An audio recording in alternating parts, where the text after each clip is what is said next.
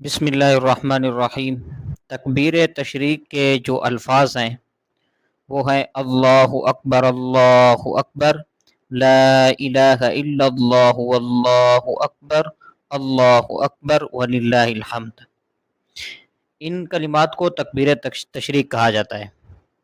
अब ये जो कलिमात हैं ये 9 ज़िलहज्जा की नमाज फ़जर से लेकर 13 ज़िलहज्जा की नमाज असर तक हर फ़र्ज़ नमाज के बाद मर्दों के लिए कदर बुलंद आवाज़ से, जबकि ख़वातीन के लिए आहिस्ता आवाज़ से एक मरतबा पढ़ना वाजिब है।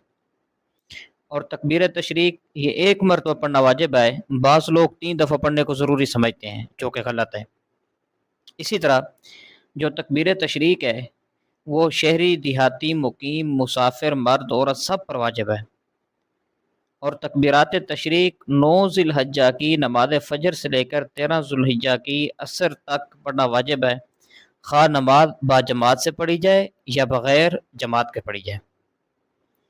और ये भी मसला जान लें इसका कि अगर किसी की बाजमात नमाज रह जाती है या जमात से कुछ रकात रह जाती हैं तो उनके लिए भी ज़रूरी है कि वो नमाज मुकम्मल करने के बाद बुलंद आवाज़ से तकबीरात कहें।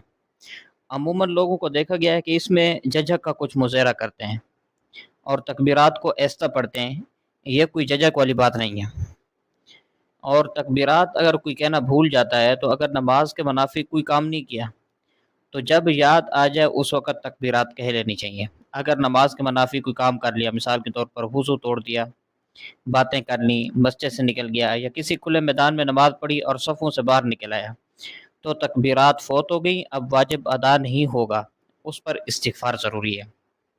और इसी तरह अय्याम तशरीक की कोई फ़ौत शुदा नमाज उसी साल अय्याम तशरीक में कज़ा करें तो उसके बाद भी तकबीरात दो तशरीक हैं वो कहना वाजिब है।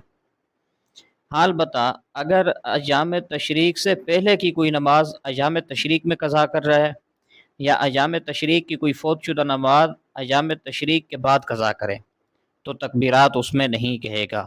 ये मसाइल जानना ज़रूरी है। और नमाज ईद के बाद भी तकबीर तशरीक कहनी चाहिए। इसी तरह नमाज ईद के लिए जब ईदगाह जाएं, यानी जहाँ नमाज आपने अदा करनी है या उसकी तरफ जाते हुए भी बुलंद आवाज़ से तकबीर कहना यह मुस्तहब है। ये तकबीरात तशरीक के चंद अहम मसाइल थे जो ज़िक्र